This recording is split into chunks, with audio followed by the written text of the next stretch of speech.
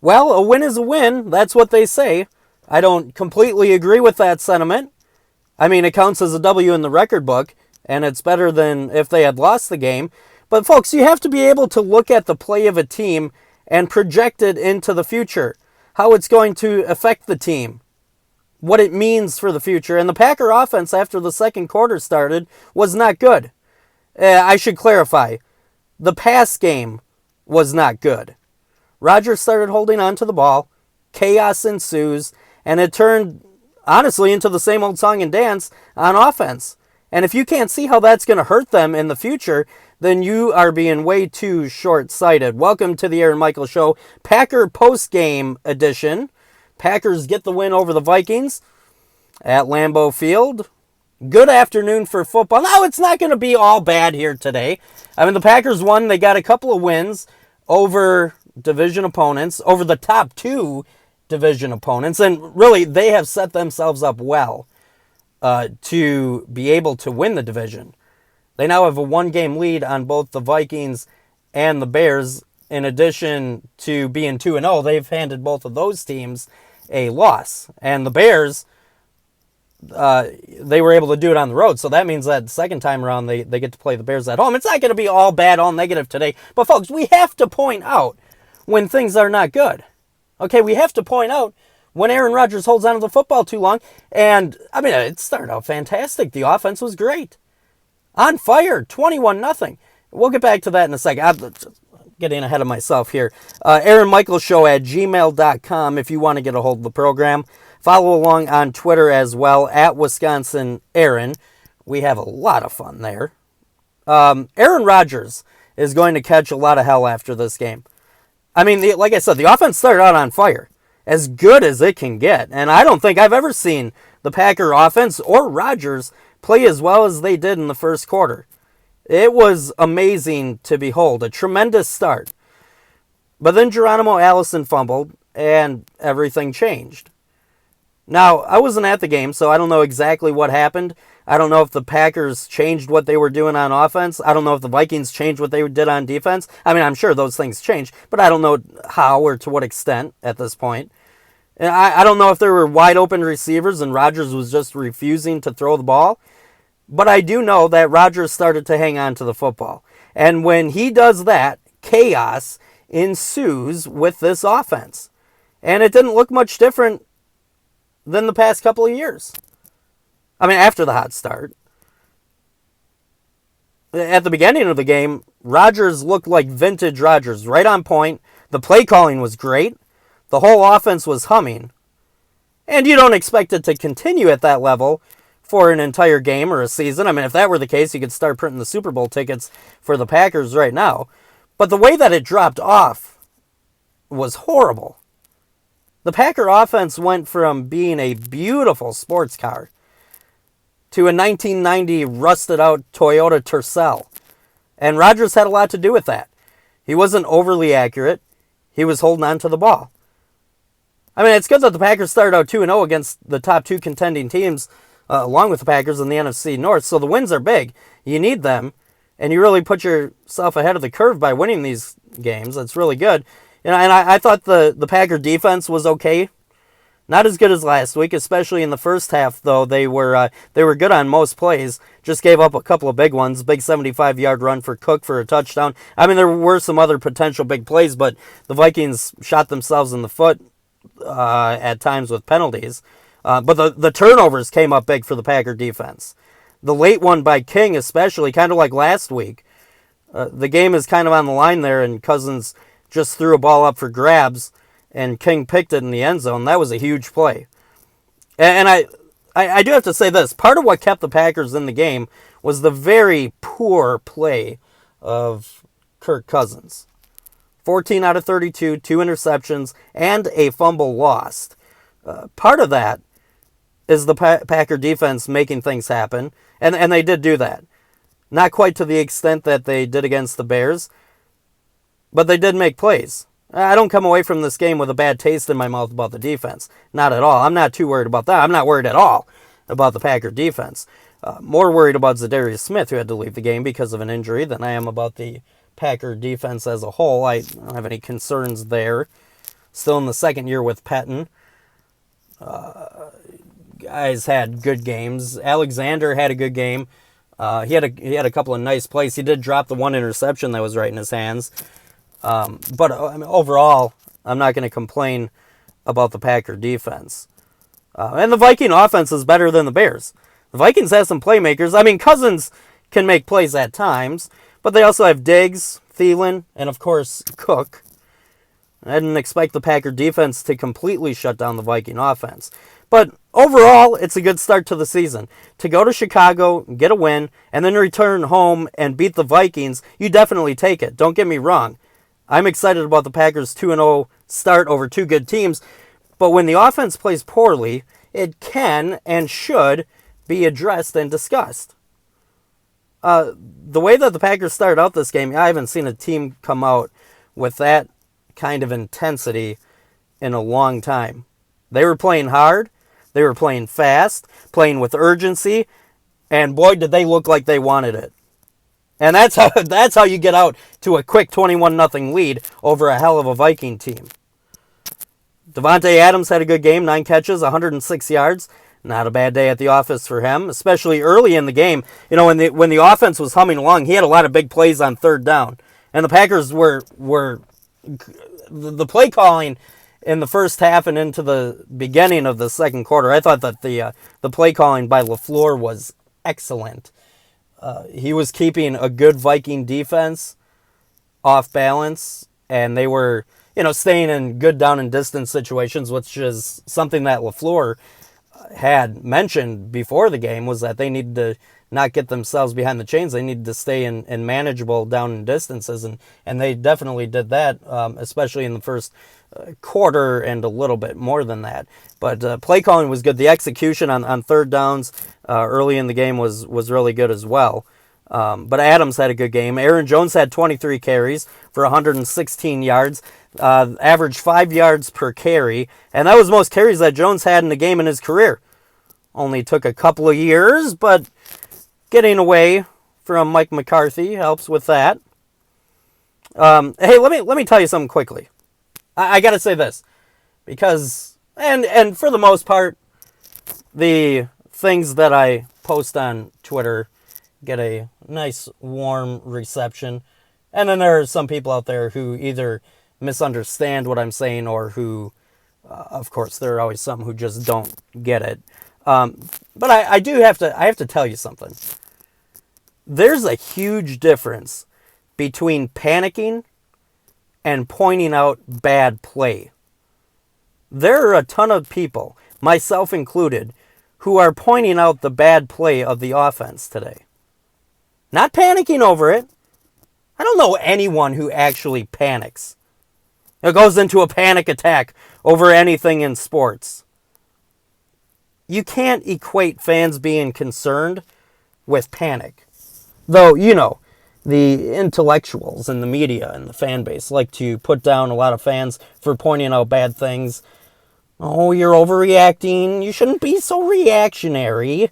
We must be reserved in our judgments. Nothing is ever wrong. Everyone needs to relax.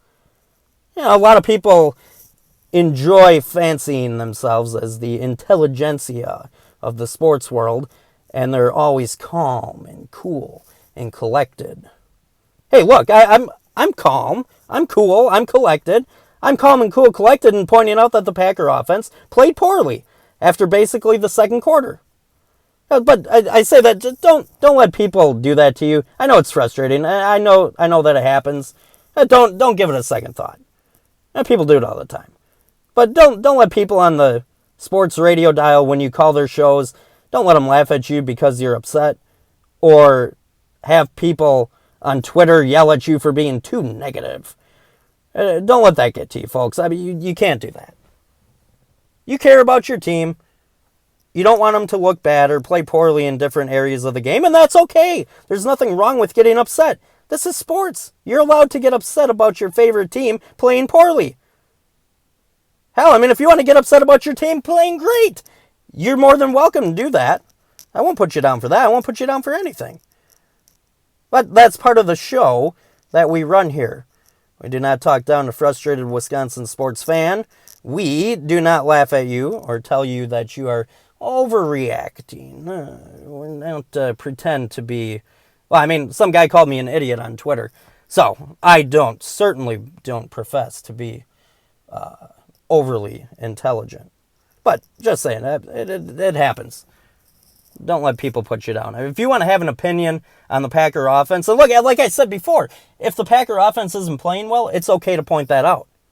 And I don't know anyone who panics. I have never, and believe me, when it comes to the Packers or the Brewers or the Bucks, Badgers, whatever the case may be, I've had people tell me my entire life, you're panicking, you need to relax. Folks, let me tell you something. I have never in my existence panicked over a sports team or over a sports play. Okay? I've panicked when I try to call my parents and they should be answering and they're not answering the phone. And I try 50 times. That's a panic. But saying, hey, look, the Packer offense didn't play well today, and Aaron Rodgers held on to the ball too long, that's not panicking. That's just pointing out some facts. So, just wanted to remind you of that. And the Packer offense has opportunity to grow and get better. It's 2 games in a brand new offense with a rookie head coach. The concern is seeing old problems from Rodgers pop up again. Case in point, holding on to the football too long. And that is the biggest concern that I have. I'm not concerned that everything isn't humming along perfectly with the Packers' new offense. I don't expect it to after 2 games.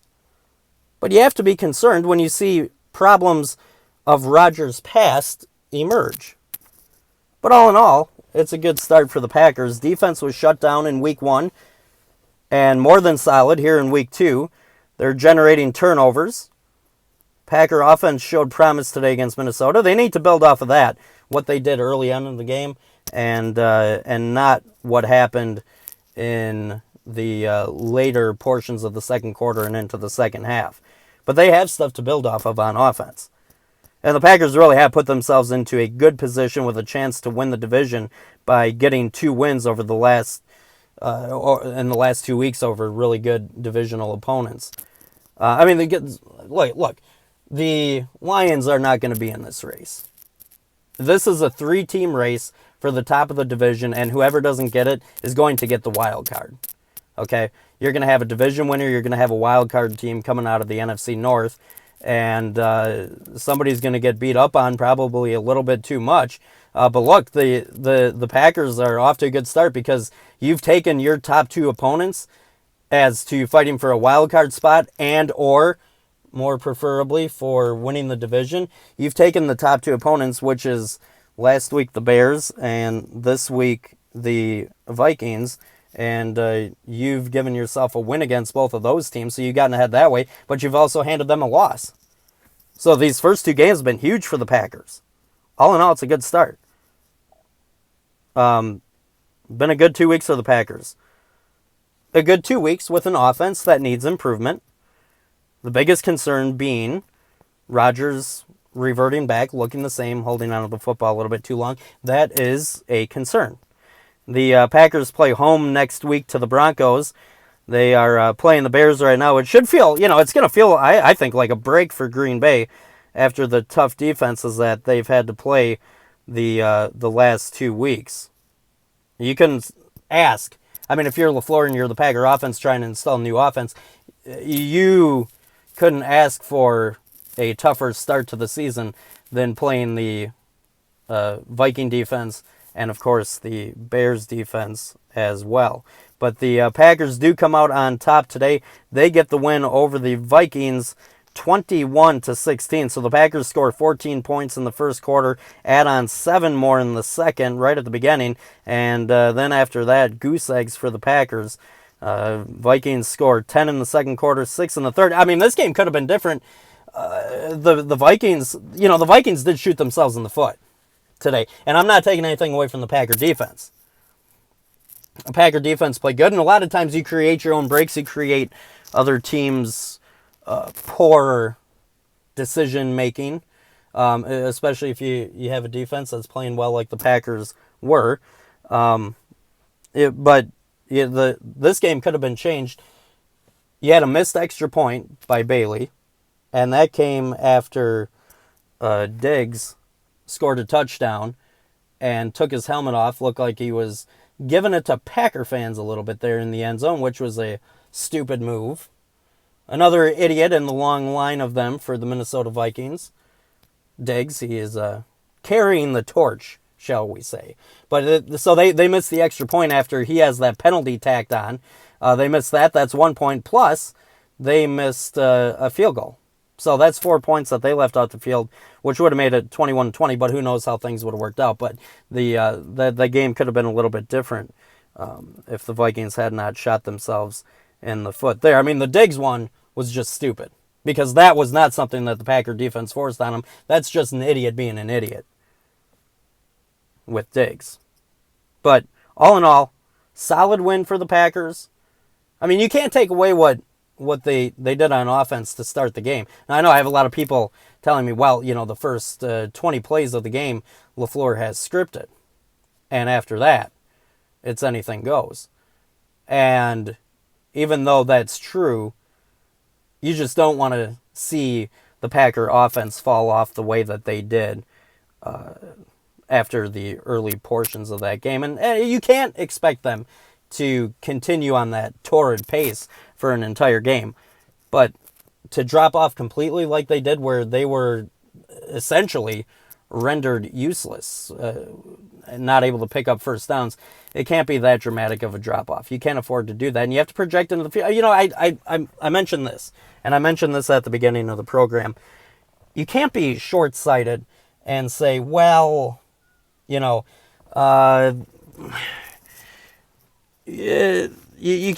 can't just sit there and say, well, you know what? The win is the win. Who cares how they played? All that matters is the score. But well, that's true in wins and losses. You have to be able to look and see, okay, how is this going to affect you? I mean, and they have plenty of time to turn it around. But I gave the example on Twitter. And I said, for years when Dom Capers was the Packers defensive coordinator and the defense just looked horrible, you were winning games. 2011, they went 15-1, but the defense was giving up passing yards at a terrible rate, and it never got any better. And you couldn't get excited that the Packers were going to go win a Super Bowl that year, even though they went 15-1, because you have to be able to look at the way the defense played horribly all season long and project into the future and say, okay, it's fine, they're getting wins right now, but once the playoffs hit, teams take advantage of that, and you don't win those games anymore. Lo and behold, guess what happened? The Packers didn't have a Super Bowl since 2010, and people all along the way having that attitude, well, a win is a win. Well, the Packers won 10 games, and they won the division, so that's great. But it doesn't help you win a Super Bowl because there were areas of the team that were playing poorly, and a lot of people don't have the foresight to look ahead and to say, okay, it's fine that we're winning games right now, but what happens when we make the playoffs and Aaron Rodgers is holding on to the football? What happens when we make the playoffs? Not this year, but in the past. What happens when we make the playoffs and the defense is already giving up 400 yards a game to the Bears' backup quarterback? What's going to happen when we make the playoffs? Well, I don't want to think about that. Just enjoy the win for today. And that's fine. You can do that, but you're going to have a rude awakening when the playoffs start. The good news is it's week 2. The Packer offense has time to get things figured out, to get things turned around. Matt LaFleur has opportunities here before it is too late to hopefully send some kind of message, get through to Rodgers in some way, shape, or form to make sure that he's not reverting back to the old Aaron Rodgers and sticking in there. And I get it. Habits, they come up. It's hard to get rid of them, and it takes some time, and hopefully the Packers are able to do that. So the Packers get a 21-16 win today over the Vikings, start out 2-0. They have got the Broncos, Denver Broncos, coming into Lambeau Field next week. Hopefully the Packers can get out to a 3-0 start with that. This is the Aaron Michael Show, Packer post-game edition. We are not biased, we are not afraid, and we most certainly do not talk down to frustrated Wisconsin sports fans. We'll talk to you next time. Packers get a win 21-16 over the hated Minnesota Vikings. Have a good night.